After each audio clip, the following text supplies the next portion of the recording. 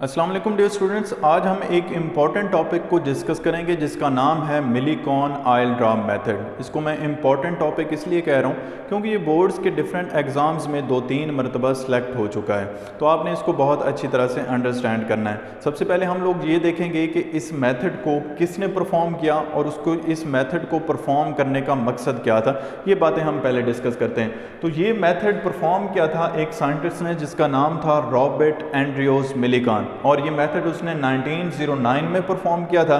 इस मेथड को परफॉर्म करने का मकसद क्या था? उसने ये मेथड परफॉर्म किया था एक इलेक्ट्रॉन पर चार्ज की वैल्यू को फाइंड आउट करने के लिए कि एक इलेक्ट्रॉन पर जो चार्ज होता है उसका मैग्नीट्यूड कितना होता है। तो सबसे पहले हम लोग देखते हैं कि ये जो मेथड उसने यूज़ किया और ये जो सिस्टम है हमारे पास, इसकी कंस्ट्रक्शन क्या है। तो सबसे पहले हमारे पास ऑब्जर्वेशन चैम्बर है, ठीक है। ये एक क्लोज चैम्बर है जिसके अंदर सारा सिस्टम से ये सारी वर्किंग परफॉर्म हो रही होती है, ठीक है। ये क्लोज्ड चैम्बर है। उसके बाद हमारे पास दो पैरेलल प्लेट्स हैं, ठीक है। एक को हम लोग कहते हैं P और एक को कहते हैं P'। नेक्स्ट हमारे पास ये बताया हुआ है कि अपर प्लेट है स्मॉल होल, ठीक है। ये जो अपर प्लेट है इसके ऊपर एक स्मॉल होल कर दिया जाता है। इसकी भी हम लोग देखेंगे कि मकसद क्या है, वर्किंग क्या है। नेक्स्ट हमारे पास है विंडो, ठीक है। हमारे पास ये एक लाइट सोर्स के लिए विंडो रखी जाती है, ठीक है। इस चैम्बर के अंदर लाइट देने के लिए यहाँ पे एक विंडो रखी जाती है। तो हम लोग एक लाइट सोर्स ऐसे यूज़ करते हैं। उस लाइट को फोकस करने के लिए हम लोग एक लेंस रखते हैं जिसको हम लोग कन्वेक्स लेंस कहते हैं। जब ये लाइट इस कन्वेक्स लेंस के ऊपर फॉल होगी तो ये उसको फोकस करके इधर इस विंडो के ज़रिए चैम्बर के अंदर जो है वो फॉल करवा देगा।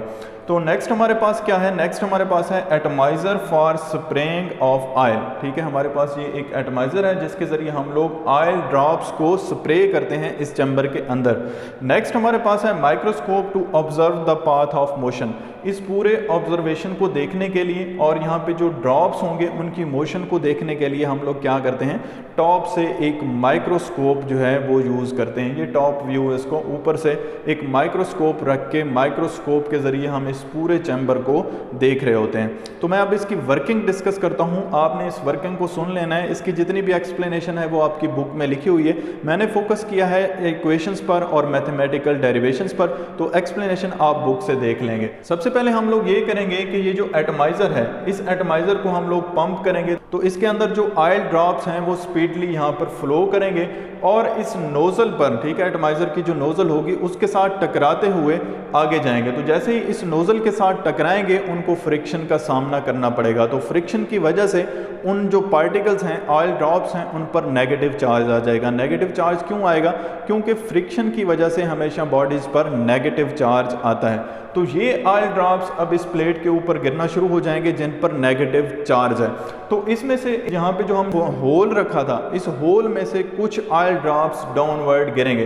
तो लेट्स से ये एक ब्लू कलर का ड्रॉप है जो डाउनवर्ड आ रहा है, ठीक है। ये ऑयल ड्रॉप डाउनवर्ड आ रहा है। तो जैसे ही ये इस पोजीशन पर पहुंचेगा, हम इन प्लेट्स को बैटरी के जरिए, ठीक है, जिन इन दो प्लेट्स के दरमियान का जो डिस्टेंस है वो d है, तो इन प्लेट्स को हम लोग क्या करेंगे, एक पोटेंशियल डिफरेंस अप्लाई कर देंगे। तो जैसे ही हम इन प्लेट्स को बैटरी के ज़रिए पोटेंशियल अप्लाई करेंगे तो यहाँ पर इस प्लेट पर पॉजिटिव चार्ज आ जाएगा और इस प्लेट पर नेगेटिव चार्ज आ जाएगा। तो जैसे ही यहाँ पर इन पर पॉजिटिव और नेगेटिव चार्जेस आएंगे तो ये ड्रॉप पहले ग्रेविटेशनल फोर्स की वजह से डाउनवर्ड जा रहा था, लेकिन अब यहाँ पे इलेक्ट्रिक फोर्स जनरेट हो जाएगी। ये इलेक्ट्रिक फोर्स, क्योंकि यहाँ पे पॉजिटिव चार्ज है और इस ड्रॉप पर नेगेटिव चार्ज है, तो ये पॉजिटिव प्लेट जो हमारे पास ड्रॉप है उसको अपनी तरफ अट्रैक्ट करेगी।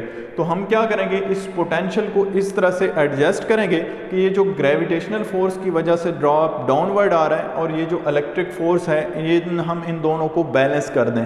तो जैसे ही हम इन दोनों को बैलेंस कर देंगे तो ये जो ड्रॉप है यहाँ पे सस्पेंड हो जाएगा। इसी पॉइंट को आपने माइंड में रखना है क्योंकि आगे जितनी कैलकुलेशंस हैं वो इस पॉइंट से स्टार्ट होती हैं। तो स्टार्टिंग पॉइंट भी आपको यहाँ से मिल जाता है। हमने क्या किया है, इलेक्ट्रिक फोर्स और ग्रेविटेशनल फोर्स को इक्वल किया है। तो Fe is equal to Fg। अब इलेक्ट्रिक फोर्स का हमारे पास फार्मूला होता है QE और ग्रेविटेशनल फोर्स का हमारे पास फार्मूला होता है mg। तो QE is equal to mg, let say ये मेरे पास इक्वेशन नंबर 1 है। अब हम लोग कंसिडर करते हैं कि इस बैटरी के जरिए हमने लेट से पोटेंशियल V प्रोवाइड किया था, तो अब इलेक्ट्रिक फील्ड और पोटेंशियल ग्रेडियंट का आप रिलेशन यहाँ पे यूज करेंगे। E इज इक्वल टू होता है V/d, आप ये बात पढ़ चुके हैं। लेकिन इस V/d के साथ नेगेटिव साइन भी होता है, लेकिन मैं नेगेटिव साइन यहाँ पे यूज नहीं करूंगा। क्यों? क्योंकि यहाँ पे इलेक्ट्रिक फील्ड और पोटेंशियल की हम लोग डायरेक्शन नहीं देख रहे, बल्कि हम इलेक्ट्रिक फील्ड का जस्ट यहाँ पे मैग्नीट्यूड लेंगे और उसको यहाँ पे इस इक्वेशन नंबर 1 में पुट करेंगे। तो जैसे ही मैं इस E is equal to V/d को यहाँ पे इक्वेशन नंबर 1 में पुट करूँगा, तो ये इक्वेशन नंबर 1 थोड़ी सी मॉडिफाई हो जाएगी और ये इस तरह से आ जाएगी Q into V/d is equal to mg। अब हमने क्योंकि चार्ज फाइंड करना है उस ऑयल ड्रॉप पर, तो हम लोग चार्ज की वैल्यू को सेपरेट कर लेंगे। Q इक्वल आ जाएगा mgd/v। ठीक है, इस फार्मूले के जरिए आप चार्ज फाइंड आउट कर सकते हैं इलेक्ट्रॉन का या उस ऑयल ड्रॉप का।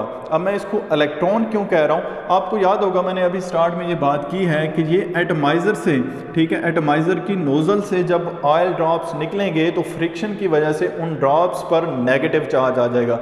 अब ये नेगेटिव चार्ज किस पर होता है? नेगेटिव चार्ज होता है इलेक्ट्रॉन पर। ठीक है, तो अगर हम इस ड्रॉप का चार्ज फाइंड आउट कर रहे हैं तो इट मीन्स हम इलेक्ट्रॉन का चार्ज फाइंड आउट कर रहे हैं, जो कि हम इस इक्वेशन के साथ बड़ी आसानी के साथ फाइंड आउट कर सकते हैं। लेकिन प्रॉब्लम है, प्रॉब्लम क्या है कि Q is equal to mgd/v है। G की वैल्यू को तो आपको पता है, D का भी आपको पता है कि दो हमारे पास जो प्लेट्स हैं उनके दरमियान सेपरेशन कितनी है। V का भी आपको पता है क्योंकि पोटेंशियल आप खुद अप्लाई कर रहे हैं, तो आपको पता होगा कि पोटेंशियल कितना आप अप्लाई कर रहे हैं। लेकिन ये जो M है ये है मैस ऑफ द ड्रॉपलेट। अब इस मैस ऑफ द ड्रॉपलेट को हम किस तरह से फाइंड आउट करेंगे? वो ड्रॉप जो आपको नज़र ही नहीं आ रहा उसको आप लाइट के ज़रिए से इल्यूमिनेट कर रहे हैं और माइक्रोस्कोप के ज़रिए से उसको देख रहे हैं, तो उसका आप मैस किस तरह से फाइंड आउट करेंगे? तो उसको हम लोग अब डिस्कस करेंगे कि हम मैस को किस तरह से हमने उसको डिटरमिन करना है। ठीक है, अगर हमारे पास मैस की वैल्यू आ जाए तो हम इस इक्वेशन नंबर 2 में उस मैस की वैल्यू को पुट करके बहुत आसानी के साथ चार्ज की वैल्यू फाइंड आउट कर सकते हैं। तो हमने इस मैस को फाइंड आउट करना है अब, और अगेन इस मैस की वैल्यू को फिर इक्वेशन नंबर 2 में पुट करना है। तो इस इक्वेशन नंबर 2 को आपने माइंड में रखना है। अब हम क्या करेंगे? मैस को कैलकुलेट करेंगे और उसके लिए हम स्टोक्स लॉ अप्लाई करेंगे। स्टोक्स लॉ हम लोग क्यों अप्लाई कर रहे हैं उसकी मैं आपको रीज़न बताता हूँ। जैसे ही ये ड्रॉप यहाँ पे सस्पेंड हो जाएगा, हम इस वोल्टेज को भी अप्लाई कर लेंगे, उसको एडजस्ट भी कर लेंगे। उसके बाद अब हम इस जो हमारे पास बैटरी है उस सोर्स को ख़त्म कर देंगे। ठीक है, वहाँ से हम पोटेंशियल को ख़त्म कर देंगे। तो जैसे ही हम लोग पोटेंशियल ख़त्म करेंगे तो यहाँ पे फोर्स ऑफ अट्रैक्शन भी ख़त्म हो जाएगी और अब ये जो ड्रॉप है वो डाउनवर्ड फॉल करेगा ग्रेविटी की वजह से। अब ये यहाँ पे एयर तो होगी, ठीक है, तो आपको पता है, आप चैप्टर नंबर 6 फर्स्ट ईयर में पढ़ चुके हैं, जब भी कोई पार्टिकल किसी फ्लूइड में, लेट से वो एयर है फ्लूइड, तो उसमें से जब फ्लो करते हुए डाउनवर्ड आता है तो उसको ड्रैग फोर्स का एक्सपीरियंस करना पड़ता है। ठीक है, उसको ड्रैग फोर्स एक्सपीरियंस करनी पड़ती है। तो जब ग्रेविटेशनल फोर्स और ड्रैग फोर्स का मैग्नीट्यूड इक्वल हो जाता है तो वो पार्टिकल टर्मिनल वेलोसिटी के साथ डाउनवर्ड फॉल करता है। टर्मिनल वेलोसिटी मीन वो कांस्टेंट वेलोसिटी के साथ डाउनवर्ड फॉल करता है। ठीक है, तो उस टर्मिनल वेलोसिटी को फाइंड आउट करने के लिए आप चैप्टर नंबर 6 फर्स्ट ईयर में ये बात पढ़ चुके हैं कि हम लोग क्या करते हैं? स्टोक्स लॉ अप्लाई करते हैं। तो F is equal to 6 pi eta R और VT यानी कि टर्मिनल वेलोसिटी, ये फार्मूला होता है स्टोक्स लॉ का। अब यहाँ पे जो फोर्स है वो ग्रेविटेशनल फोर्स है जिसकी वजह से वो ड्रॉपलेट डाउनवर्ड आ रहा है, तो हम लोग उसकी वैल्यू पुट कर देंगे mg is equal to 6 pi eta R VT। अब ये फार्मूला क्यों पुट किया है हमने? क्योंकि हमारे पास ये जो mg है यहाँ पे m इन्वॉल्व हो रहा है। इस m के जरिए मतलब ये है कि m जो है वो मैस ऑफ द ड्रॉपलेट होगा, तो हम इसको सेपरेट कर लेंगे। अब हम यहाँ पे एक और बात डिस्कस करते हैं। लेट्स से ये मेरे पास इक्वेशन नंबर 3 है। हमारे पास जो डेंसिटी होती है वो मैस पर यूनिट वॉल्यूम होती है। ठीक है, बेसिक छोटी क्लासेस में ये बात आप पढ़ चुके हैं। तो यहाँ से क्योंकि हमने मैस फाइंड आउट करना है तो इसको हम सेपरेट कर लेंगे, तो मैस इक्वल आ जाएगा rho into we. We. Density मतलब डेंसिटी ऑफ द ड्रॉपलेट, जो कि ऑयल का है तो हमें ऑयल की डेंसिटी का पता होता है। लेकिन वॉल्यूम क्या होगा?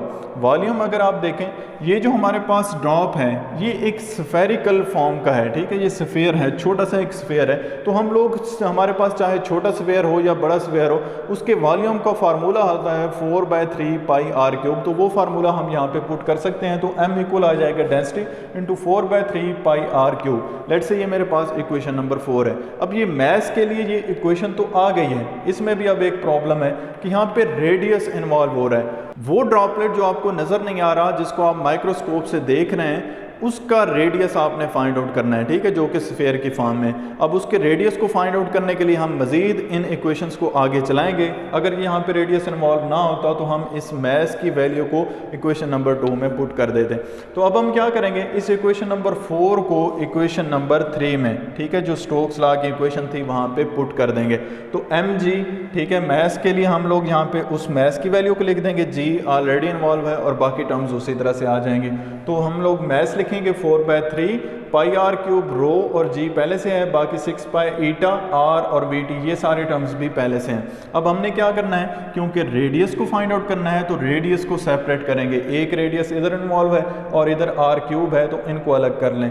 ये आर इधर आके डिवाइड हो जाएगा और बाकी टर्म्स दूसरी तरफ चली जाएंगी। तो आर क्यूब ओवर आर, और यहाँ से आर के साथ ये यहाँ पे एक आर कैंसिल हो जाएगा, तो सिंपल आपके पास आर स्क्वायर रह जाएगा। बाकी टर्म्स हैं 6 pi eta are we T और 4/3 रो और जी, ये यहाँ पे आके डिवाइड हो जाएंगे। अब ये 3 को अगर आप देखें ये डिवाइड हो रहा है, ऊपर 6 के साथ जाके ये मल्टीप्लाई हो जाएगा। और अगर आप इसको मज़ीद सिंप्लीफाई करें तो 2 2s are 4 और 3 2s are 6, तो 3 3s are 9/2 आ जाएगा। यहाँ पे R square is equal to 9/2 eta V T by rho G, ठीक है, ये आपके पास इक्वेशन आ जाएगी। लेकिन आपको आर स्क्वायर की वैल्यू नहीं चाहिए, आपको रेडियस की वैल्यू चाहिए। तो अब हम क्या करेंगे, दोनों साइड पे स्क्वायर रूट ले लेंगे। तो जैसे ही हम लोग स्क्वायर रूट लेंगे तो आर की वैल्यू आ जाएगी 9/2 eta V T by rho into जी, ठीक है। तो ये हमारे पास रेडियस के लिए एक इक्वेशन आ जाएगी। इस रेडियस की इक्वेशन को, यानी कि इक्वेशन नंबर 5 को आप कहाँ पे पुट करेंगे, इसको आप पुट करेंगे ये जो इक्वेशन नंबर 4 है मैथ्स की। तो रो 4/3 पाई और यहाँ पे रेडियस की ये वाली इक्वेशन आप पुट कर देंगे तो आपके पास मैथ आ जाएगा उस ड्रॉपलेट का। अब ये मैथ ऑफ द ड्रॉपलेट हमने क्यों फाइंड आउट किया था, क्योंकि हमें चार्ज की वैल्यू चाहिए। तो इस मैथ की वैल्यू को हम लोग कहाँ पे पुट करेंगे, इस इक्वेशन नंबर 2 में पुट करेंगे, Q is equal to mg/v। तो यहाँ पे जब मैथ की वैल्यू को भी हम पुट कर देंगे तो हम फाइनली चार्ज को फाइंड आउट कर लेंगे। तो ये चार्ज की वैल्यू को हमने फाइंड आउट नहीं करना, ये मिलीकॉन ने खुद ही फाइंड आउट किया था। और यहाँ पे जो ऑयल ड्रॉप्स आएंगे डेफिनेटली उनके मैसेज भी डिफरेंट होंगे, डिफरेंट ड्रॉप्स का डिफरेंट मैस होगा। तो मिलीकॉन ने इस मेथड को बार बार परफॉर्म किया, डिफरेंट ड्रॉप्स के लिए परफॉर्म किया। तो उसने एक बात नोट की थी कि जो चार्ज की वैल्यू आती है वो integral multiple of this charge होती है 1.6 10⁻⁻19 कूलम। तो यहाँ से उसने ये रिजल्ट कंक्लूड किया कि हमारे पास जो चार्ज है किसी भी पार्टिकल का या इलेक्ट्रॉन्स का, जो मिनिमम चार्ज पॉसिबल है वो 1.6 10⁻⁻19 है। तो इस मेथड को, यानी कि मिलीकॉन ऑयल ड्रॉप मेथड को यूज़ करते हुए मिलीकॉन ने एक पार्टिकल पर जो कि ऑयल ड्रॉप था और उस पर नेगेटिव चार्ज था, तो इसके ज़रिए उसने इलेक्ट्रॉन पर चार्ज की वैल्यू को फाइंड आउट किया था, चार्ज के मैग्नीट्यूड को फाइंड आउट किया था। तो ये था हमारा आज का लेक्चर जिसमें हमने एक इलेक्ट्रॉन पर चार्ज की वैल्यू को फाइंड आउट किया by Millikan oil drop method. Hopefully आपको सारी बातों की बहुत अच्छी तरह समझ आ गई होगी। अब आपसे मुलाकात होगी इंशाल्लाह नेक्स्ट लेक्चर में, तब तक के लिए अल्लाह हाफिज़।